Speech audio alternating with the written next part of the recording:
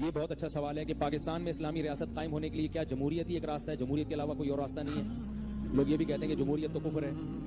آئی بات سمجھ میں؟ تو یاد رکھو جمہوریت نہ کفر ہے نہ اسلام ہے. اسلام کو اس سے غرض نہیں ہے کہ حکومت کی سلیکشن کا طریقہ کار کیا ہے.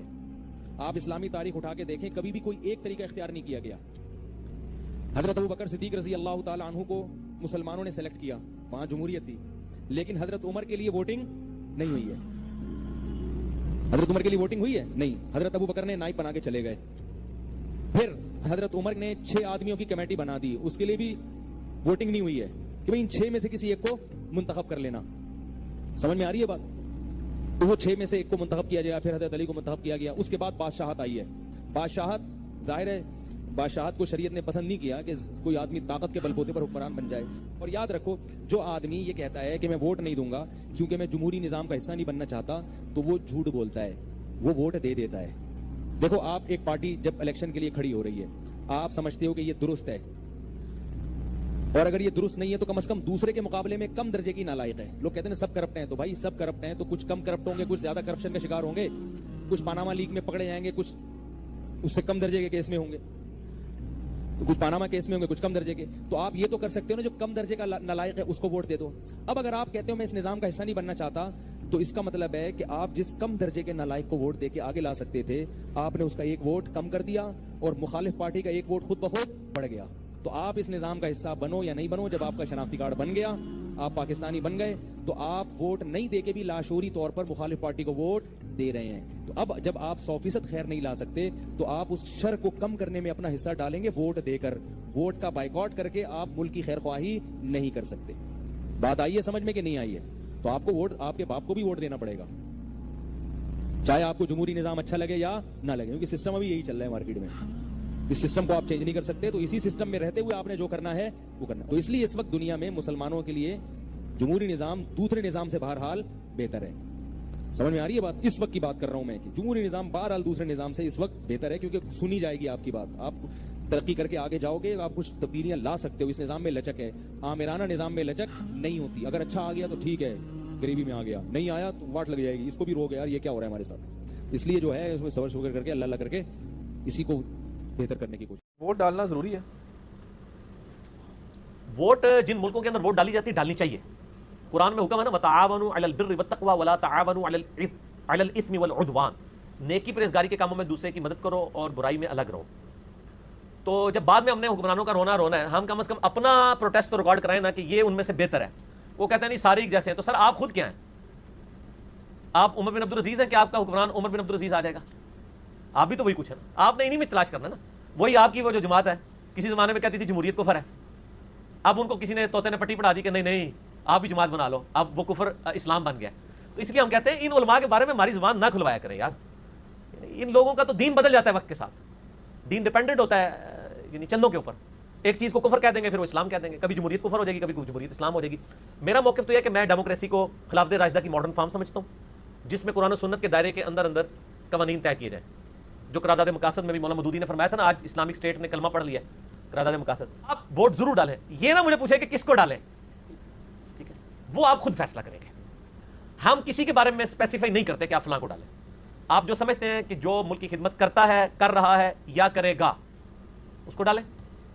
تو باقی نیک پرہیزگار تو کوئی بھی نہیں ہے اس وقت. جتنی ہماری بڑی پارٹیاں ہیں یا چھوٹی پارٹیاں ہیں, سب کے جو لیڈرز ہیں ان کے اسکینڈلز آپ کے سامنے ہیں.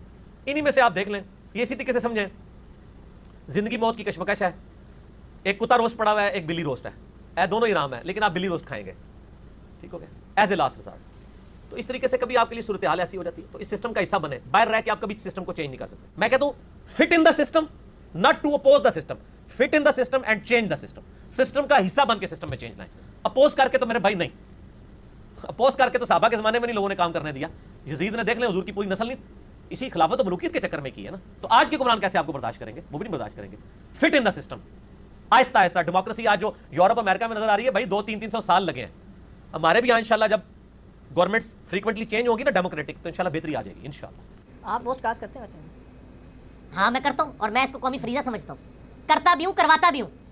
جی ہاں کریں گے, لیکن اسی سسٹم کا حصہ بنے. یہ خوبصورتی ہے, ٹھیک ہے. اختلاف رائے رکھیں, غیر مسلم ممالک میں ووٹ ان کے وہ کس کو ڈالیں؟ مطلب وہ غیر مسلم ممالک میں بھی آپ دیکھیں جس کی اسلام کے قریب پالیسیز ہیں، دیکھیں نا جی، دو آپ کے سامنے آپشن ہے، اس میں سے جو کم خراب ہے وہ آپ کریں گے نا.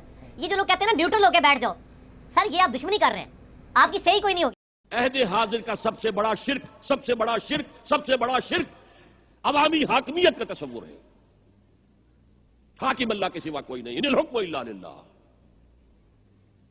ظاہر بات ہے فرعون نے اگر دعویٰ کیا تھا میں تمہارا خدا ہوں، انا ربکم الاعلی، تو کیا اس کا مطلب یہ تھا کائنات میں نے پیدا کی ہے، تمہیں میں نے پیدا کیا؟ ذرا سوچئے. کیا وہ بزرگ موجود نہیں ہوں گے جنہوں نے اسے دیکھا ہو کہ آج اس کی ولادت ہوئی تھی، کل اس کی کوئی اور سیری بنی ہوئی تھی؟ یہ کیسے دعویٰ کیا تھا؟ میرا حکم چلے گا، میں نہیں جانتا. الیس لی ملک مصر کی حکومت میری ہے کہ نہیں؟ یہ دعویٰ تھا، یہ خدائی کا دعویٰ ہے. جب حضور کی حیات طیبہ کے بعد خلافت انفرادی سے اجتماعی ہو گئی،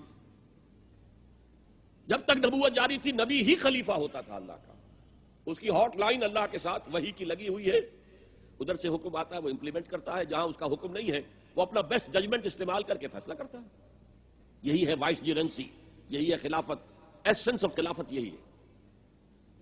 لیکن حضور پر نبوت ختم تو خلافت کلیکٹیو ہو گئی، خلافت المسلمین. اگرچہ شروع میں امیر المومنین کہا جاتا تھا، کچھ عرصے کے بعد خلیفت المسلمین یہ اصطلاح جو ہے وہ عام ہوئی. اسی طرح انفرادی ملوکیت کی بجائے اجتماعی ملوکیت کا تصور جو ہے شیطان نے پٹی پڑھائی، تو ہم نے دیکھا کہ انسانوں میں کوئی شعور پیدا ہو گیا، خود شعوری. تو ہم نے ملوکیت کو ڈھال دیا نئے سانچے میں، ہم نے خود شاہی کو پہنایا ہے جمہوری لباس. وہ گندگی جو فرعون کے سر پر ٹنوں کے حساب سے رکھی ہوئی تھی، ہم نے کہا تولا تولا سب میں تقسیم کر دو، ایک ایک ووٹ سب کے ہاتھ میں دے دو اور کہہ دو تم حاکم ہو. ہم نے خود شاہی کو پہنایا ہے جمہوری لباس. جب ذرا آدم ہوا ہے خود شناس و خود نگر.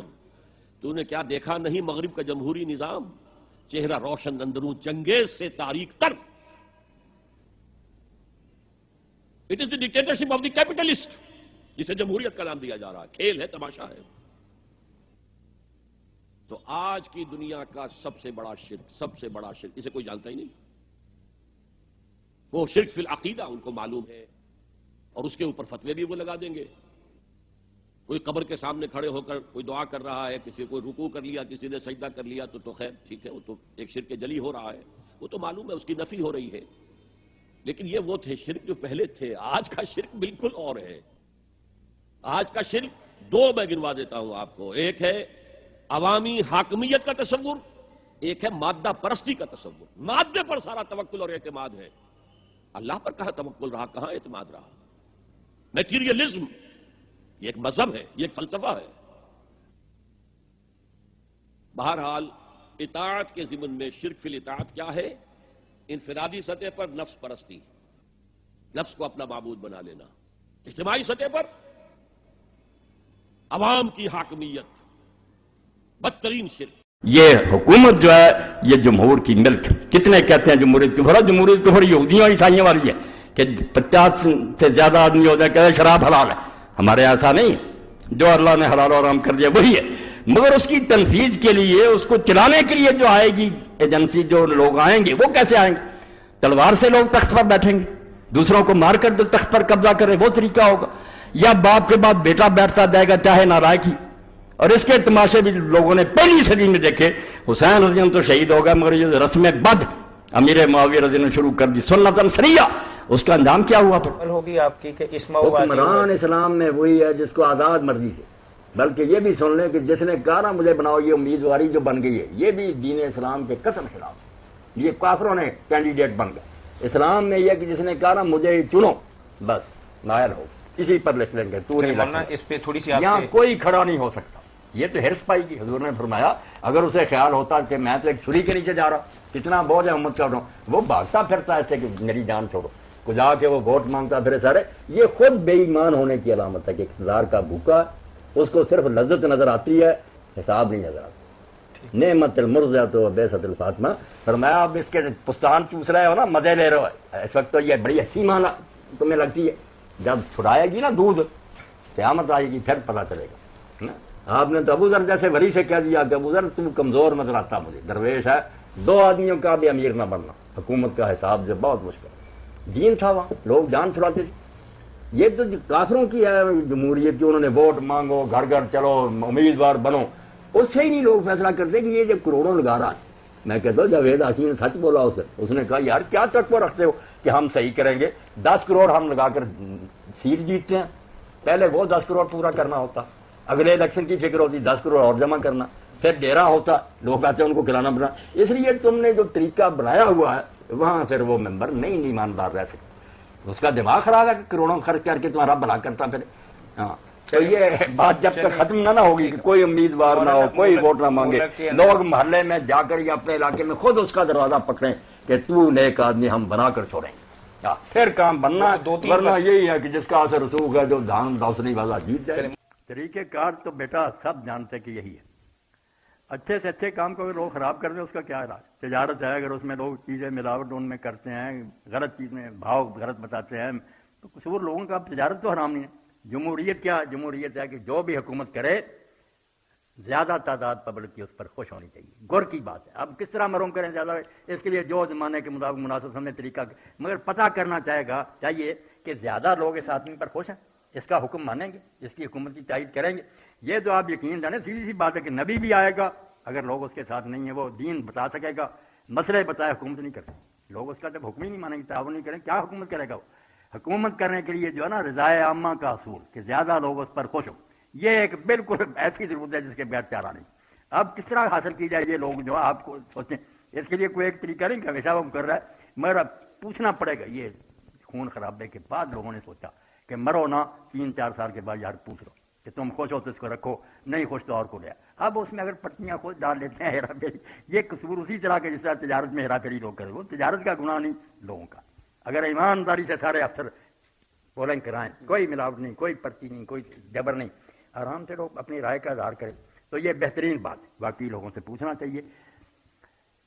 یہ جمہوریت بتانے کے لیے جو ہے نا ہمارے یہ مجاہدین کو بتانا چاہیے کہ حضرت عمر کا وہ خطبہ یاد کرو، جب انہوں نے سنا نا کچھ لوگ کہتے ہیں جب عمر مرے گا ہم طلحہ کا ہاتھ پکڑ لیں گے، اس کا بھی تو ابو بکر نے پکڑ ہی لیا، تو انہوں نے پھر خطبہ دیا کہ جو اس طرح کی بیعت لے لوگوں کو مشورے کے بغیر اور جو کرے دونوں کا سر اڑا دو۔